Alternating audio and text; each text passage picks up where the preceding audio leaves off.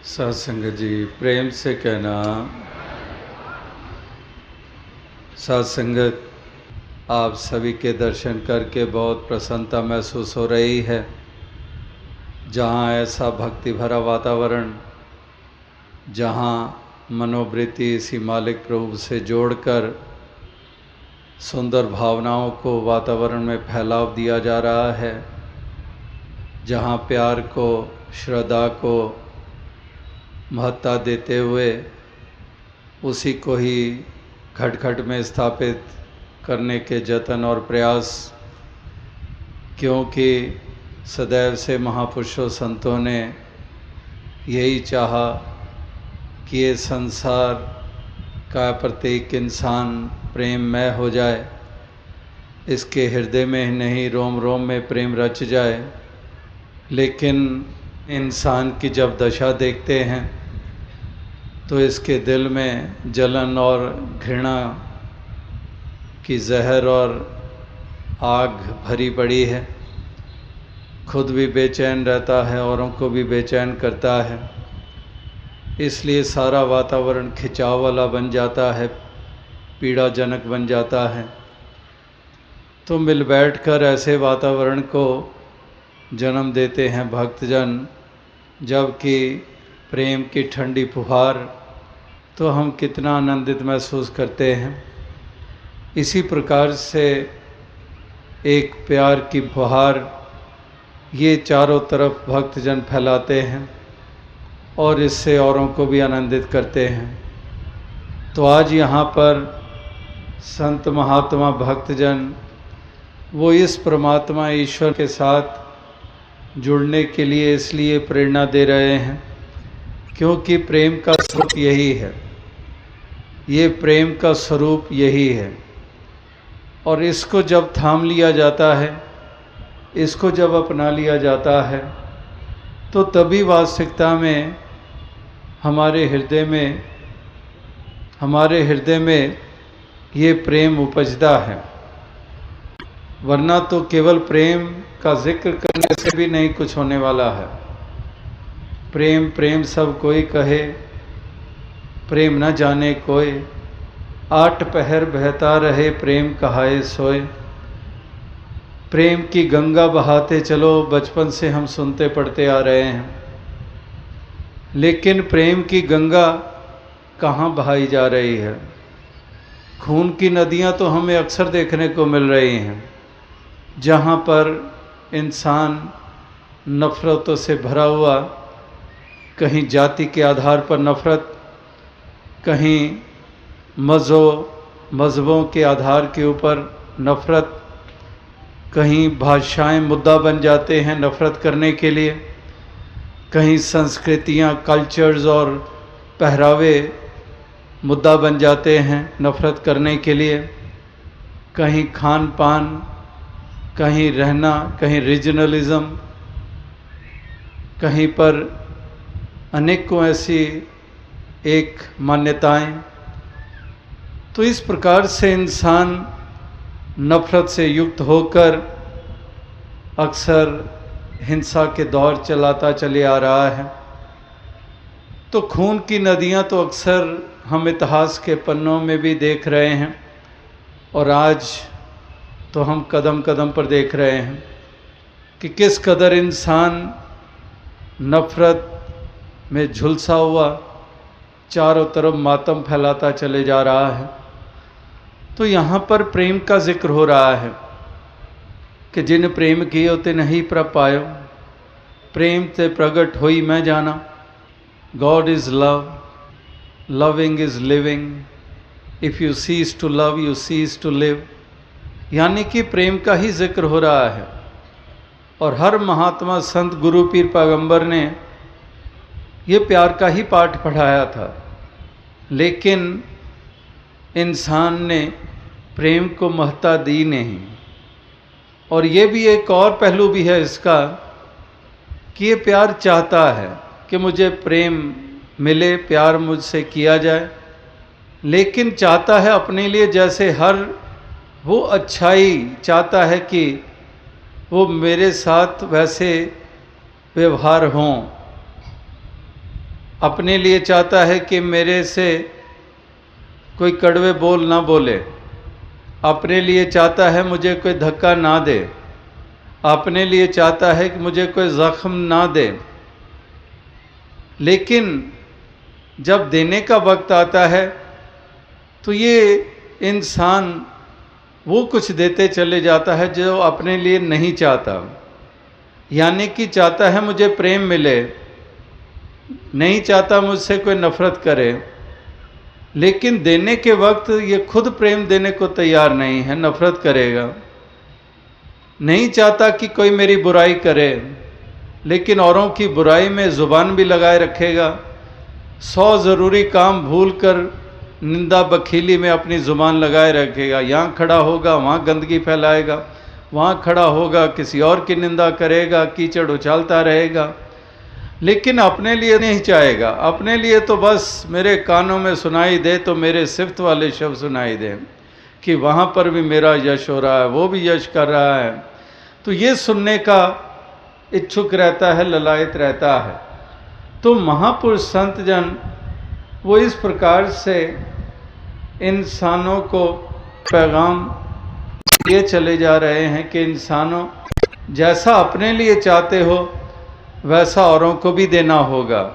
Do unto others as you want others to do unto you, कि जो अपने लिए चाहते हो, डू अनटू अदर्स, दूसरों के साथ वो व्यवहार करो जो अपने लिए चाहते हो। As you want others to do unto you, जो आप चाहते हो और तुम्हारे साथ करें वो आपको औरों के लिए करना होगा। तो इसलिए महापुरुष संत जन वो यही एक हर मानव, हर इंसान तक ये संदेश पहुंचाने के यत्नशील रहते हैं। तो आओ साथ संगत, जो वाकई इस प्रभु परमात्मा ईश्वर निराकार पारब्रह्म के साथ ये मन का नाता जोड़ लेता है, जो इस परम सत्ता को, इस प्रेम के स्वरूप को, इस प्रेम के स्रोत को जो अपना लेता है, तो वाकई ही वो एक ऐसा देने वाला बन जाता है जो राहत और सुकून भरा वातावरण स्थापित करने का माध्यम बन जाता है। तो इसीलिए यही एक महापुरुषों संतों के कथन, यही महापुरुषों के एक पैगाम जो युगों युगों से कि पोथी पढ़ पढ़ जगमुआ पंडित भया न कोय, 2.5 अक्षर प्रेम के पढ़े सो पंडित होए, कि वाकई ही वो 2.5 अक्षर प्रेम के, एक तरफ तो कितने धर्म ग्रंथ, कितने वेद शास्त्र वो भरे पड़े हैं और वो पढ़ने को इंसान पढ़ रहा है और उन्हीं के सहारे अपने आप को पंडित कहलवाना चाहता है। लेकिन महापुरुषों ने फैसला दे दिया कि पोथी पढ़ पढ़ जगमुआ पंडित भया न कोय, कि पढ़ने को पोथी पढ़ी, धर्म ग्रंथ पढ़े, लेकिन पंडित भया न कोय, 2.5 अक्षर प्रेम के पढ़े सो पंडित होए। जो वाकई ही प्रेम का पाठ पढ़ गया वो पंडित कहलाता है।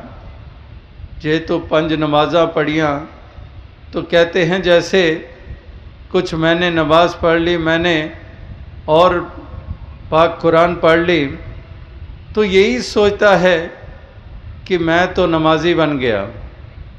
जंग जित के जो घर नूं आए हो तो लोग कहें तू गाजी।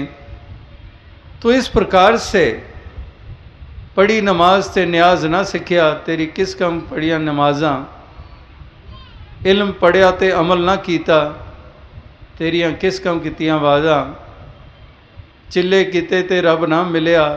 तो इस प्रकार से कहने का भाव क्या है कि केवल इल्म पढ़ पढ़ इल्म 1000 किताबां, कदे अपने आप नूं पढ़िया ही नहीं।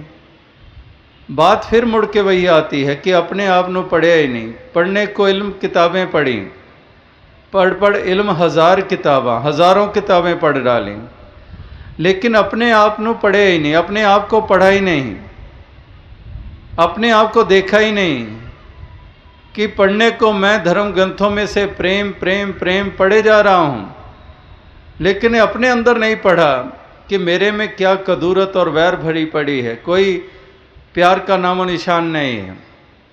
धर्म वाला, मज़हब वाला अपने आप को मानता हूँ, सच्चा बंदगी करने वाला, इबादत करने वाला मानता हूँ, लेकिन नफ़रत की ऐसी ज्वाला भटकी हुई है, भड़कती रहती है, और दूसरों से नफ़रत करता हूँ कि ये दूसरे मज़हब वाला, ये दूसरे धर्म वाला, ये दूसरी जाति वाला। तो इस प्रकार से सिवाय नफ़रत और घृणा के और कुछ नहीं। तो इसलिए कहते हैं कि वो पढ़ना एक तरफ रह गया कि पोथी पढ़ जग मुआ पंडित भया न कोय, 2.5 अक्षर प्रेम के पढ़े सो पंडित होए। और इसी प्रकार से पढ़ इल्म 1000 किताबां कदे अपने आप न पढ़े ही नहीं, कि अपने मन के अंदर तो झांकता ही नहीं है कि अगर मन चंगा चंगा है तो एक गंगा बह रही है मानो, लेकिन मन में क्या है हमारे, दोस्त होता नहीं हर हाथ मिलाने वाला, कि दिखाने को हाथ मिलाए जाते हैं, भरी सभा में हाथ मिलाए जाते हैं, लेकिन मन में क्या चल रहा होता है कि देखो मैं हाथ मिला रहा हूँ, ये 20 आदमी, ये 100 आदमी देख रहे हैं, मैं हाथ मिला रहा हूँ। लेकिन वो हाथ मिलाने वाले के मन के अंदर क्या चल रहा होता है? मन में ये चल रहा होता है कि देखो सामने पे सबके ऊपर तो मैंने प्रभाव डाल दिया कि मैं तुम्हारा मित्र हूँ, लेकिन मन में ये चल रहा होता है कि बेटा आज तो घर जिंदा नहीं पहुँचेगा। तो इस प्रकार से दोस्त होता नहीं हर हाथ मिलाने वाला, कि मन में कितनी वैर, ईर्ष्या, नफरत की आग में जल रहे होते हैं और बाहर भाई भाई के नारे लगा रहे होते हैं। और आज भी हम नारे तो लगाने से रुकते नहीं हैं कि हिंदू, मुस्लिम, सिख, ईसाई आपस में है भाई भाई, लेकिन कहाँ पर भाईचारे की भावना, एक दूसरे को नुकसान पहुंचाने में सारे योगदान। तो वही बात कि हमारे मन के भाव क्या हैं, हमारे मन के अंदर क्या भरा पड़ा है।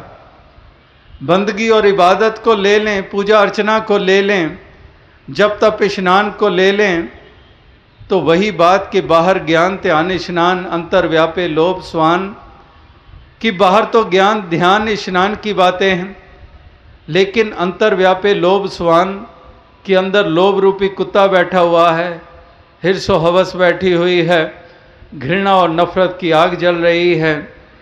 तो मन में तो कुछ और है, लेकिन लेखा जो है, नबेड़ा जो है, ये तो अंतर पे निर्भर करेगा कि अंतर तुम्हारे क्या है, मन में तुम्हारे क्या भरा पड़ा है। बाहर कोई भ्रम में नहीं आने वाला, खुदा परमात्मा राम ये ईश्वर, लोग तो भ्रम में आ सकते हैं तुम्हारी पूजा अर्चना देखकर, तुम्हारा पठन पाठन देखकर, तुम्हारे दान पुण्य देखकर, तुम्हारी यात्राएं देखकर, तुम्हारा माला फेरना देखकर लोग तो भ्रम में आ सकते हैं, लेकिन घट घट के अंतर की जानत, भले बुरे की पीड़ पहचानत, तो ये प्रभु परमात्मा को कहाँ धोखे में रखोगे। असली हिसाब तो जिसने लेना है वो तो वाकिफ है, औरों ने क्या तुम्हारा हिसाब लेना है, वो तो भ्रम में आ जाएंगे, लेकिन ये तो नहीं भ्रम में आने वाला, ये तो तुम्हारे अंतर की जानता है। तो इसलिए महापुरुष आज भी ये अंतर के ऊपर जोर दे रहे थे कि जिसका मन चंगा तो कठौती में गंगा, कि हमारे मनों में क्या चल रहा है, किस कदर हम लाख चतुराइयाँ और धर्म के क्षेत्र में भी, बंदगी इबादत में भी, उसमें भी हम चतुराइयों से बाज नहीं आते हैं। वहाँ पर भी कितनी कितनी चतुराइयाँ, कितने अहम, कितने अभिमान, ये पूरी तरह से कार्यशील रहते हैं। तो इस कदर संसार में जो सिलसिले बने हुए हैं, इंसानों की फितरतें बनी हुई हैं, वो सब इसी और ही इशारा करते हैं कि इंसान अपने आप के साथ बहुत बड़ा धोखा कर रहा है, अपने आप के साथ बहुत खिलवाड़ कर रहा है, ये अपने आप के नुकसान के साधन खुद जुटा रहा है। तो इसलिए कबीर कसौटी राम की, झूठा टिके ना कोई, राम कसौटी सो सहे जो मर जीवा होए, कि राम की कसौटी के ऊपर तो रख लिया जाता है कि क्या ये खालस सोना है या फिर केवल रंग चढ़ा हुआ है, केवल बाहरी ऊपर ही कुछ रंग चढ़ा हुआ है, अंदर धातु कुछ और है। कबीर कसौटी राम की झूठा टिके ना कोय, राम कसौटी सो सहे जो मर जीवा होए। तो इस प्रकार से ये कसौटी के ऊपर ये परख हो जाती है। तो इसलिए सब महापुरुष भक्तजनों के कथन, महापुरुषों की वाणी, वो यही कहते हैं कि इंसान ये तू अपने अंतर को संवार ले, इस अंतर में इस प्रभु को बसा ले, ये महापुरुषों के वचन, महापुरुषों की वाणी को इस हृदय में बसा ले, और इसी के कारण ये तुम्हारे मन को वो एक सुंदर भाव प्राप्त हो जाएंगे। मन में अब नफरत की बजाय प्रेम का स्थापन हो गया, और इसी प्रकार से एक विनम्रता का स्थापन हो गया, और सब सुंदर सुंदर ही ये बन गया इस मन का स्वरूप। वरना तो जैसे दास ने जिक्र किया कि कितनी चतुराइयाँ और कितनी चालाकियों से इंसान काम लेता है, और इस प्रकार से उसके असर भी होते हैं उसी के आधार के ऊपर, कि जिस प्रकार से इंसान, एक मिसाल जो अनेकों दफ़ा वो पहले भी दी गई है कि किस तरह से एक इंसान एक पहुंचा, वहाँ पर खेत था गन्नों का, और गन्ने सामने लगे हुए, और उसके मन में चाहना पैदा हुई कि गन्ने चूपूं, गन्ने मैं खाऊं, वो मिठास लूं। तो वहाँ पर वो उखाड़ने लगा गन्ना उस खेत से, तो एकदम से उसके मन में ये ख्याल कि इस प्रकार से मैं ये गन्ने तो चूपने लगा हूँ, तो चलो इजाज़त ले लूँ। तो इजाज़त ले लूँ तो उसने क्या कहा कि एक खेत के गन्नों मैं तुम्हें चूप लूँ, और खुद जवाब दे दिया कि हाँ बेशक एक नहीं 10 चूपो, और उखाड़ कर वो उसको गन्ने को खाने लगा।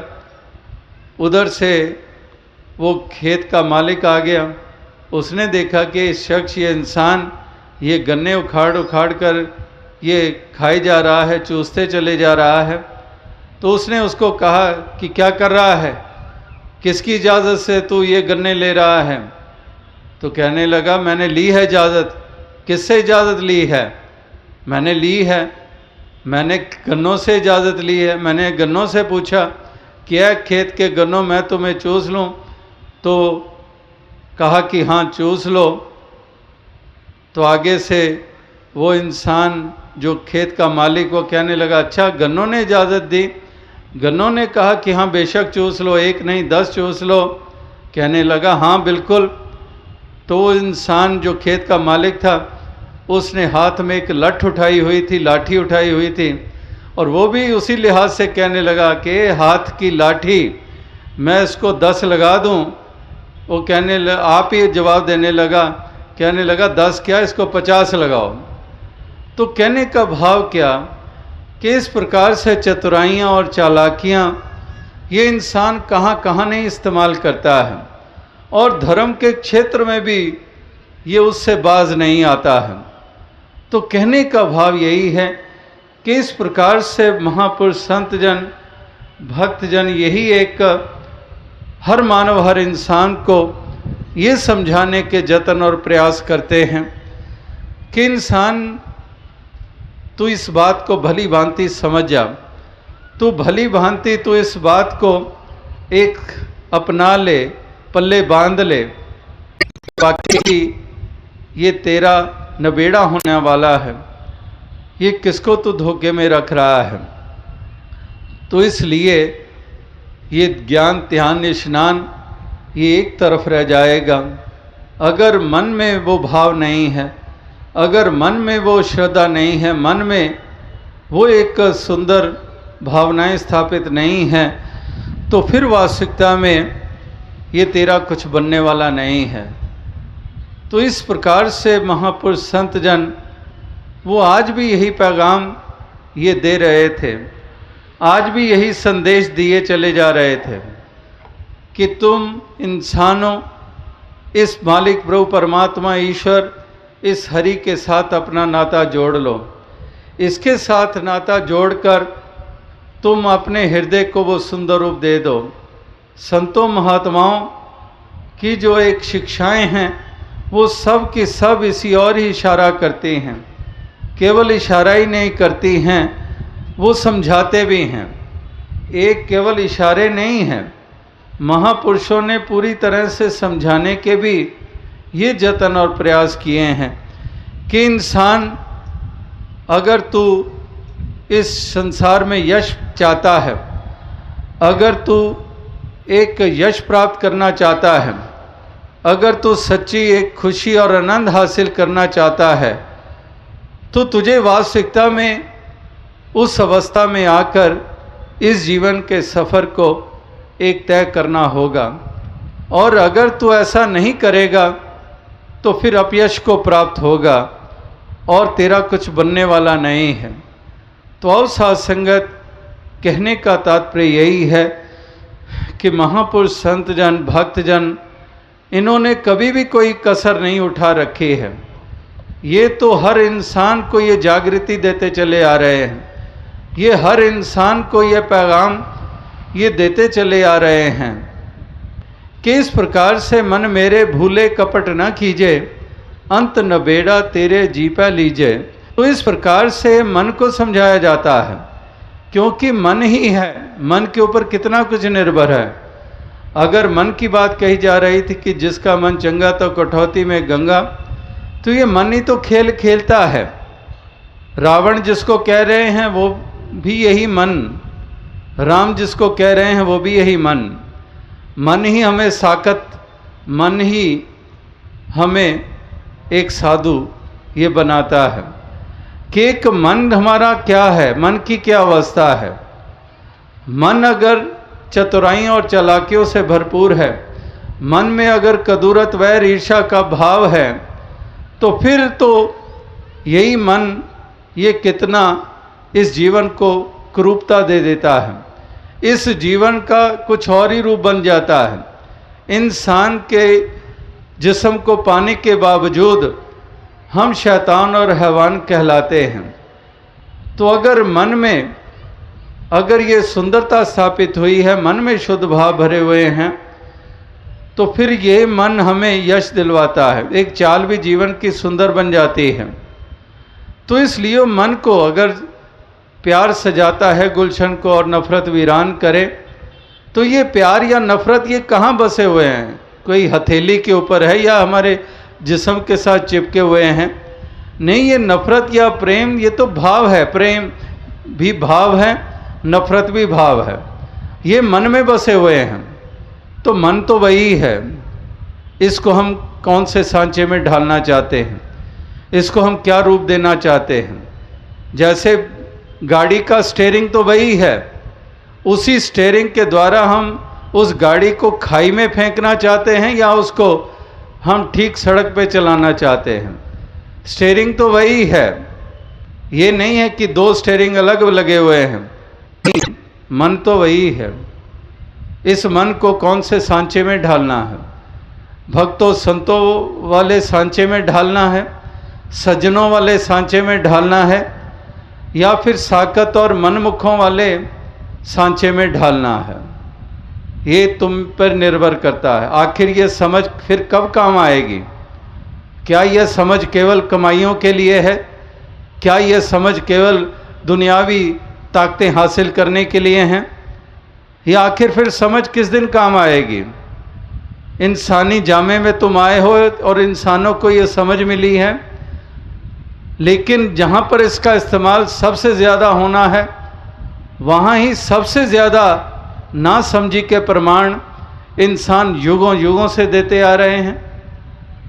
तो आज भी इंसान उससे कहाँ रुका है?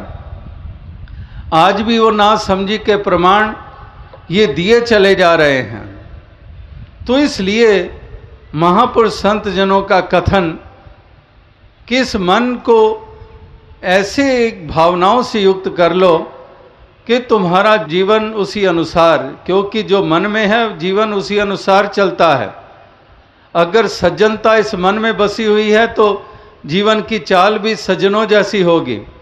अगर मन में दुर्जन वाले भाव हैं तो ये दुर्जन वाली चाल हमारी रहेगी, उसी चाल को हम चलते चले जाएंगे। वही बात कि चाहे लिबास कोई भी पहन लें, लेकिन चाल तो कुछ और ही बताएगी, व्यवहार तो कुछ और ही बताएगा, बोल तो कुछ और ही बताएंगे। केवल वो लेबल नहीं है, लेबल कुछ और है, अंतर कुछ और है। इसलिए कहने का भाव यही है कि महापुरुष संत जन भक्त जनों ने हमेशा ही हर मानव, हर इंसान को यही एक संदेश दिया है कि मन मेरे भूले कपट ना कीजिए, अंत नबेड़ा तेरे जी पे लीजिए। कि हे मन तू समझ जा, मन जीते जग जीत। जब हम कहते हैं कि मन को जीत लिया तो जगत को जीत लिया, मन के हारे हार, कि अगर मन से ही हार गए तो फिर तो हार ही हार है, फिर तो हम चलेंगे विपरीत चाल, फिर तो हम धंसते चले जाएंगे, फिर तो हम डूबते चले जाएंगे, फिर तो हम पाप कमाते चले जाएंगे। और अगर मन जीते जग जीत, अगर मन को जीत लिया तो फिर तो हमें ऊंचा रुतबा प्राप्त हो गया, फिर तो हम देवता कहलाए, फिर तो हम सच्चे भक्त कहलाए, फिर तो हम सच्चे धर्मी कहलाए। अगर वाकई ही ये मन को वो स्वरूप प्राप्त हो गया तो मन कड़वा मन मीठा। अगर कड़वाहट और मिठास की बात करते हैं कि इसकी ज़ुबान मीठी है, इसकी ज़ुबान कड़वी है, ज़ुबान तो एक मांस का टुकड़ा है, इसका क्या मीठा होना, किसका क्या कड़वा होना। ये मिठास या कड़वाहट ये फिर मन में ही भरी हुई है। अगर हम प्रभु के नाम की बात करें तो वो भी ज़ुबान अगर कह रही है तो जपनी काठ की क्या दिखलावे लोए, हृदय राम ना चेतई ए जपनी क्या होए। कि ज़ुबान तो प्रभु का नाम ले रही है, सुमरन कर रही है, इसके नाम का उच्चारण हो रहा है। जपनी काठ की क्या दिखलावे लोए, हृदय राम ना चेतई ए जपनी क्या होए।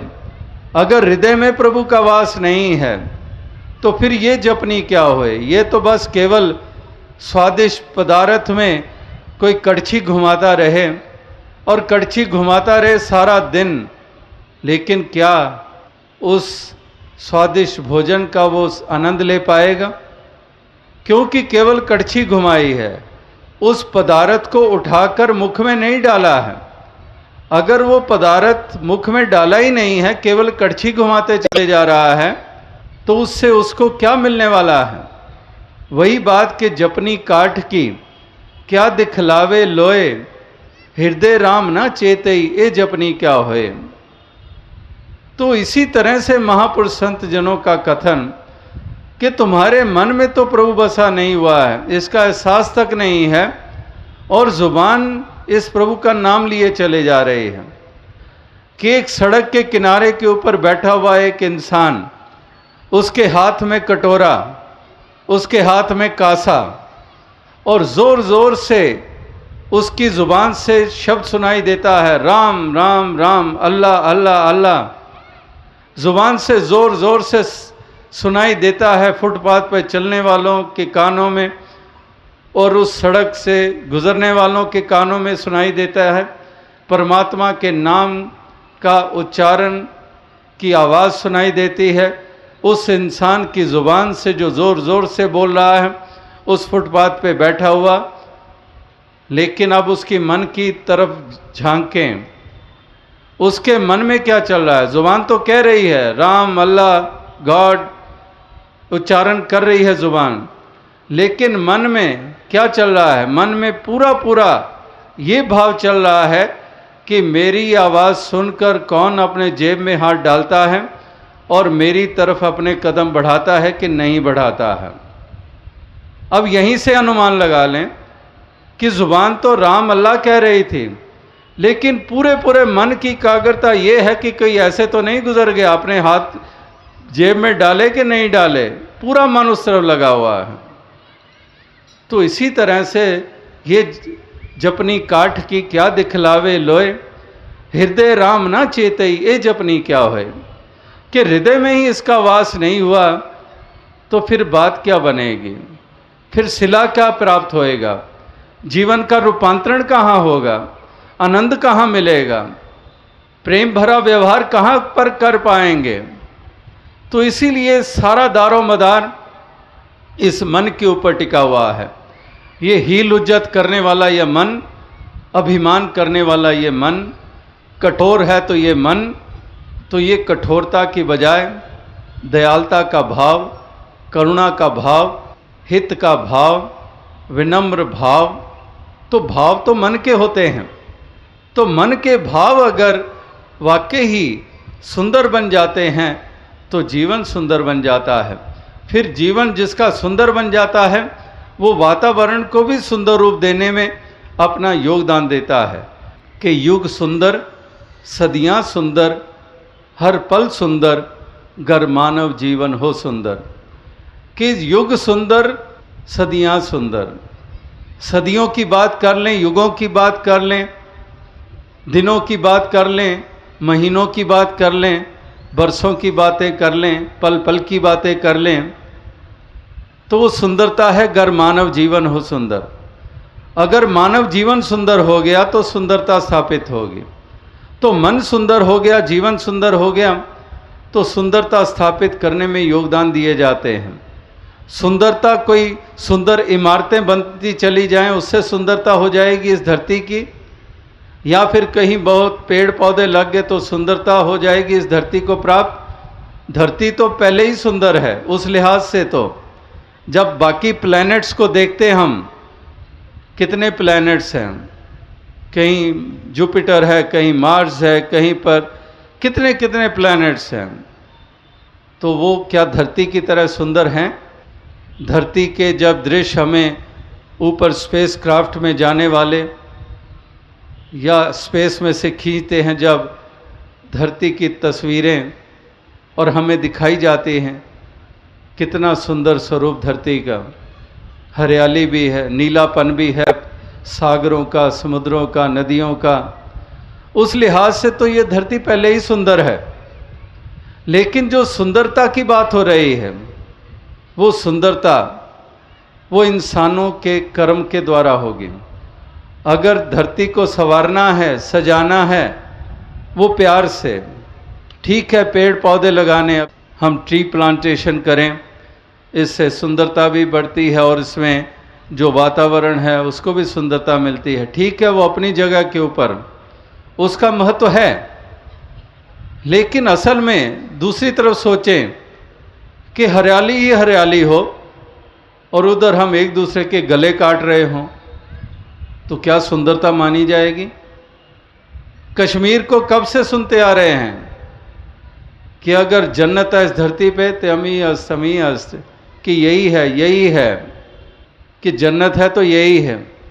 वाकई ही तो होने को तो एक लिहाज से वाकई वो जन्नत है, इतने खूबसूरत नज़ारे, लेकिन डोमिनेट कर लिया उन नज़ारों को वो इंसानों की वैश्याना हरकतों ने, वो सब धरा धराया रह गया। तो कहने का भाव यही है कि इसी प्रकार से अगर संसार को, दुनिया को सुंदर रूप देना है, अगर धरती का स्वर्ग बनना है, वो धरती का स्वर्ग बनना भी तभी संभव है अगर इंसान समझ जाए, अगर इंसान संभल जाए, अगर वाकई ही जो धर्म ग्रंथों में लिखा गया है, वाकई जो महापुरुषों की वाणी जो कह रही है, जो महापुरुषों की मति है, उस मति को धारण कर लेते हैं और उस अनुसार जीवन की चाल को बना लेते हैं, तो वाकई ही धरती स्वर्ग बन जाए, ये धरती का स्वरूप सुंदर बन जाए। और इस प्रकार से संत महात्मा भक्तजन वो यही पुकार कर कह रहे हैं कि इंसानों कब समझोगे, कब संभलोगे। इसी प्रकार से ये जीवन लीला समाप्त हो जाएगी। ये सारा जीवन जी के चले जाते हैं लोग, सारी उम्र 80-80 साल के हो के जाते हैं। और देखा गया है कहाँ पर वो 20 साल के थे और फिर 40 साल के हुए, 50 साल के हुए, 60 साल के हुए, 70 साल के हुए, ये सारी उम्र बिता दी। और सारी उम्र बस वही कड़वाहट, वही कड़वा स्वभाव, वही गाली गलौज, वही एक लालच, वही दूसरे के निंदा बखीली, सारी उम्र। 1 बरस की बात नहीं, 2 बरस की बात नहीं, 1 महीने की बात नहीं, सारी उम्र लगा डालते हैं। इतना अमोलक जन्म कैसे गंवा के चले जाते हैं। तो महापुरुष कहते हैं कि क्या है, यही कुछ करते हुए सारी उम्र बिता दी जाएगी? कब समझेंगे, कब संभलेंगे, कब जागृत होंगे? जैसे अंग्रेजी में एक कहावत है, let thy vices die before thee, कि जिससे पहले कि तुम्हारी मौत हो जाए, उससे पहले ये तमाम जो कुरीतियां हैं इनको मार दो, इनकी मौत पहले कर दो, एक हल्के होके जाओ यहाँ से, काहे को ये बोझ उठा के जाओगे? तो let thy vices die before thee, यानी कि जो जिस्मानी मौत तुम्हारी होनी है उससे पहले कुछ और मरना बहुत ज़रूरी है। उसको जो मार लेते हैं तो उनकी मौत जो असल में जब होती है शारीरिक, तो एक बहुत बड़ा बोझ हल्का करके जाते हैं, वरना तो ये बोझ साथ लेके जाते हैं। तो इसलिए दोनों लिहाज से महापुरुष ये ध्यान हमारा दिला रहे हैं कि एक तो आत्मा का बोझ जन्मों जन्मों का अज्ञानता में रहने के कारण इसको भ्रम भ्रांतियां लगी हुई हैं। तो एक तो जो जोर आज भी सत्संग में दिया गया कि आत्मा अपने परमात्मा को जाने, ये आवागमन के बंधन से निजात पाए, मोक्ष और मुक्ति की पात्र बने। और दूसरी बात जो कही वो यही कि इस प्रकार से प्रेम भरा जीवन जीते चले जाएं, मानवता इंसानियत की डगर पर चलते चले जाएं, और इस प्रकार से आप भी यश प्राप्त करें, औरों को भी सुकून और चैन दें। और ये 4 दिनों का जो जीवन हमें मिला है, ये हम आप भी सुखी रहें, और ये जिंदगानी जो है वो इसी प्रकार से औरों के भी काम आती चली जाए। तो दास इन्हीं शब्दों से आपसे इजाज़त चाहेगा। और ये जो सुंदर वातावरण आपने स्थापित किया, तो बहुत ही एक खुशी हासिल हो रही है। और यही प्रार्थना निकलती है कि दातार कृपा करे कि इसी तरह से चारों तरफ सुंदर वातावरण ये स्थापित होते चले जाएं, और मानव का हितैषी बनता चला जाए। और इस तरह से एक सुंदर चाल सभी चलते हुए एक धरती को सजाते संवारते चले जाएं, और हर जगह का, हर स्थान का वातावरण, चाहे वो घरों का है, चाहे समाज का है, चाहे गांव खेड़ों का है, चाहे शहरों का है, चाहे मुल्कों का है, सारे ही